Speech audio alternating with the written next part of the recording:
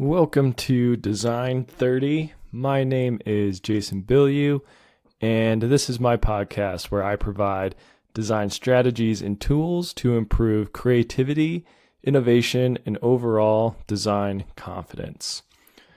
Well, first of all, Happy New Year, Happy 2023. And I think it's only fitting that this is the 23rd episode of the Design 30 podcast coming out the first week of 2023. Coincidence? Maybe, maybe not. I don't know. 23 is also my favorite number, or at least one of my favorite numbers. So I think this year is going to be pretty awesome. As always, you can find Design 30 on YouTube. You can find me on Substack and become a free subscriber or a paid subscriber if you want to support the podcast. And then you can also find Design 30 on Instagram and on Twitter. With that, let's dive into this episode. This one is titled The 80-20 Rule. And the 80-20 rule is also known as the Pareto Principle. And it was first introduced by Vilfredo Pareto, hence the name, in 1906. And he was one day out in his garden, I suppose, and noticed that 20% of his pea pods produced 80% of the peas. And this was something that struck him and kind of stuck with his mind and stuck with him. And as he started doing a bit more research, trying to apply this to different areas of specifically economics, he looked at the population of Italy and found that 20% of the population held 80% of the wealth. So there's a very interesting correlation between what he noticed with his pea pods, where 20% of the pea pod plants produced 80% of the peas, and then with the population of Italy and how the wealth was distributed, and 20% of the population held 80% of the wealth. Later on, a doctor by the name of Joseph Juran, in the year 1940, he also took this Pareto principle and applied it in a different situation. So he worked in operations and in quality control, and he found that approximately 80% of product defects were caused by 20% of problems in the production method. So he later termed this the vital few and the trivial many. And this means that there are a vital few problems that if you were to solve those, you would help improve 80% of the product defects or remove 80% of the product defects. And then there's a trivial many, lots of other problems that you could potentially address, but aren't vital. They're not going to have the same sort of output or improvements that addressing this 20% would. And he noticed that by focusing on this vital few, you could very quickly improve the quality of your products and the quality of your overall production floor. So hence him being a quality control expert. So there's a core principle to the 80-20 rule that, in this case, I found it on Investopedia. I thought they described it really well. And they say it's, at its core, the 80-20 rule is about identifying an entity's best assets and using them efficiently to create maximum value. So this will make more sense as we dive into more and more examples, but I want to give a few more definitions to start, just to help prime the rest of this conversation. So a common definition from the Universal Principles of Design is approximately 80% of the effects generated by any large system are caused by 20% of the variables in that system. Or yet another description from Investopedia, 80% of outcomes or outputs result from 20% of all the causes or inputs for any given event. And just keeping this going, from an article I found on Forbes, they also had a really simple definition. And it goes, 80% of results will come from just 20% of the action.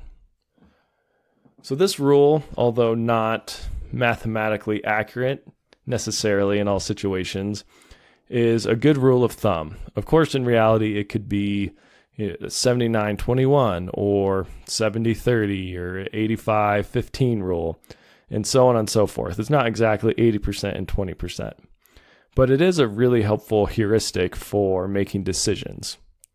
And I think you'll see that as we dive into a couple examples. So let's go into that right now. Starting off with this first example, 80% of the use of a product involves just 20% of the features designed into it. And there's some really good examples of this, and a few of them I'm sure you will recognize. The first one is Excel. We've all used Excel, whether you used it in school or you used it at work. It's probably one of the most common softwares. Everyone uses it. But how many of us actually use all of the capabilities that Excel has to offer? For example, there's pivot tables and macros you can write for it. And there's all sorts of different plots and graphs and all these different variations and colors and a pretty impressive amount of features built into this software.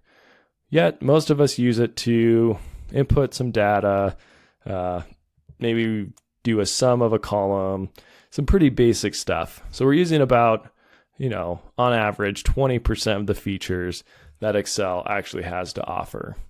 It could even be less. That might be an example where maybe you're only using 5% or 10% of the features that it has to offer. Another example is your iPhone. So pull out your iPhone and think about all the different apps that you have downloaded on there. How many of them do you actually use on a regular basis? If you're like me, you probably use the calculator app every now and then. You probably use the timer app. It's pretty handy. Definitely the camera, take pictures or videos all the time. I think most of us do. And then you probably have Instagram and Facebook and a few apps like that. But if you were to look at all of the apps you have downloaded, there's a good chance you're going to be close to this 80-20 rule, where you're only using 20% of the apps that are actually on your phone. Another example is a blender. If you look at a blender, not all of them, some of them are pretty simple, but there's a lot of them with all these different features where you can do ice crush or smoothie or pulse or puree or stir or chop. And how many of us actually use all of those? I mean, I typically just use pulse, and maybe if I'm making a smoothie, I'll hit the smoothie button. But I use about 20% of the actual features built into the blender. And it's the same thing with a microwave. Microwaves commonly have a popcorn button and a frozen meat button, a potato button. And maybe I'm missing out. Maybe there is, these are actually really useful and I should use them on a regular basis. I do make popcorn and thaw frozen meat. But typically I just think of a time that makes sense or look at the box for whatever I'm cooking, see what it recommends, type in the time, hit go.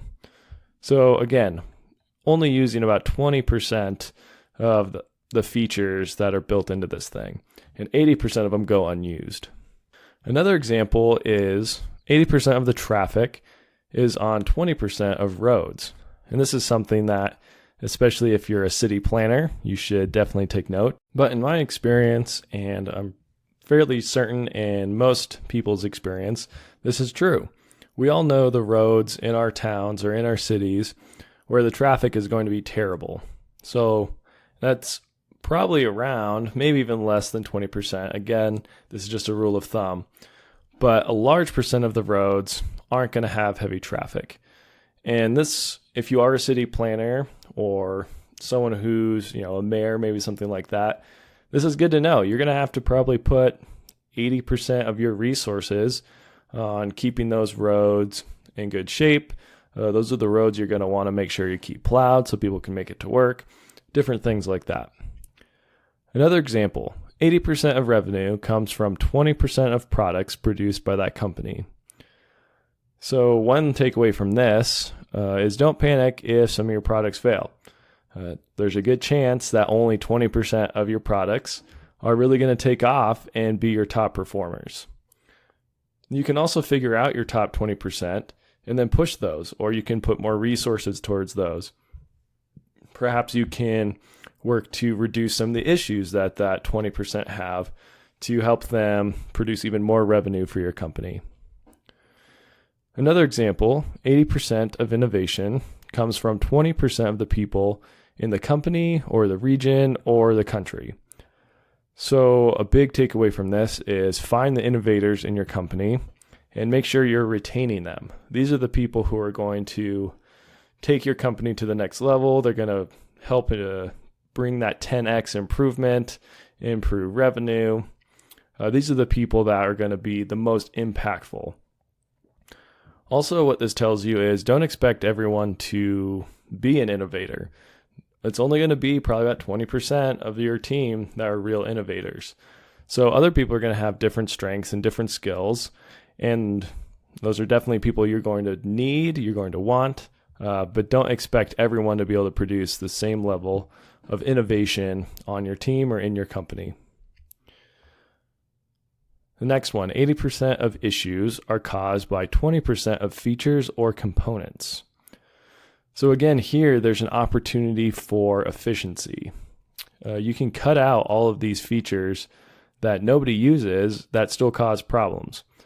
And a lot of the time it is these features that maybe you throw it on because you know you can, you know the system's capable of it, so you include it. But then there's a little bug here or a little issue there, maybe a manufacturing problem with one of these features you added. And there's really no value added to the product by it. And all you're doing is just increasing the number of issues that you have to deal with.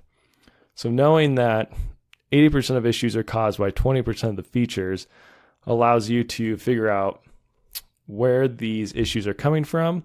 And if you address that 20%, you're going to reduce your overall issue load or your issue tracker by 80%.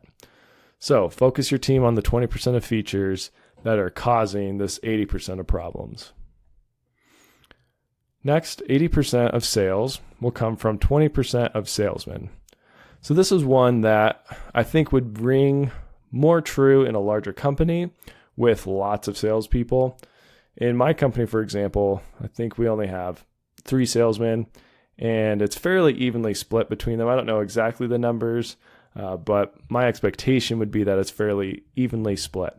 So again, this isn't always true, and especially in small teams or in a small system of variables, it's less likely to be true. So as one of the definitions I mentioned earlier from the Universal Principles of Design said, approximately 80% of the effects generated by any large system are caused by 20% of the variables in that system. So the key here is large system. Summarizing a little bit here, when you use the 80-20 rule, there are a few things that it allows you to do. First of all, it allows you to focus resources. You can figure out what are your 20% top performing products, what are your 20% of issues that are causing 80% of your problems, and you can focus resources, focus people, focus time, or focus money on those things. And this will also allow you to improve efficiency. If you're focusing time and energy and money on the right things, that's going to be a much more efficient use of time and money than if you're focusing on these 80% of trivial issues that don't really have any large impact on the company or on the system as a whole. It also allows you to design robust products because you're focusing on the problems, the issues that are most likely to crop up. So you're focusing on the problems that are most likely going to be seen by your users. It helps you understand failures and also helps you understand your downtime and how to reduce downtime. Again, focusing on these 20% of your vital issues, of the problems that are most likely to occur in manufacturing or production, and making sure to solve those is going to reduce downtime and reduce the overall number of failures that your product has. It'll also help you manage your teams, help you manage your products, and help you manage your projects by being more efficient and more effective overall, focusing your time, your money, and your resources in the right areas. So again, just to reiterate, if you focus on the 80% of features that are rarely used, there's going to be diminishing returns. Or for example, if you focus on the 80% of problems that don't really have large impacts or aren't happening that frequently, aren't causing that many issues, there's not going to be much of a return for focusing energy and time on that. There's no benefits to it. But if you focus on the 20% that are causing huge issues, that are causing downtime, maybe causing failures for your users out in the world, those are the ones where you're going to see much larger returns much faster. And as a manager, if you have a focused team, they're going to be more productive, they're going to be more positive, and they're going to be a more passionate team. So again, this is huge for you as a manager, figuring out what's this 20% that's worth focusing on. And this kind of leads back to the core principle that I mentioned earlier from that nice little article from Investopedia. And it says, at its core, the 80-20 rule is about identifying an entity's best assets and using them efficiently to create maximum value. So you want to focus on potentially who your best engineers are, who are your most innovative workers, who are your best salesmen. And that's where you want to focus time, money, energy, and that's going to create a lot more efficiency and a lot more value for your company. So now the Design 30 discipline for this episode. And going into this new year, how can the 80-20 rule help you focus your time and your energy? So number one, I want you to write down all of your goals for the year. If you're like me, you probably have way too many. I think my initial list had around 40 goals, something like that. But write them all down and then study these and try to determine which ones will lead to the most value in your life. And try to narrow this down to about 20%. So you want the goals that, again, will lead to the most value. Also the most likely, maybe not the most likely, but the most realistic for you to actually be able to accomplish. You want them to be realistic goals, which kind of goes without saying. And then focus on this 20% for the new year. And it's not about saying that the other 80% don't matter. Of course they do. It's just about focusing on which ones that if you actually complete them will improve your life, improve your skills, improve your health in the most dramatic ways. And that's it for this first week of 2023. If you want more Design 30 content, you can always find me on YouTube, Instagram, Substack. You can shoot me an email at learndesign30@gmail.com. And then as of recently, you can also find Learn Design 30 on Twitter as well. I've also been posting a little bit about some of my goals for the new year, specifically one that I've named the Inflammation Reduction Act, which I thought was fairly clever. But if you want to learn more about that, go ahead and follow Learn Design 30 on Instagram or on Twitter.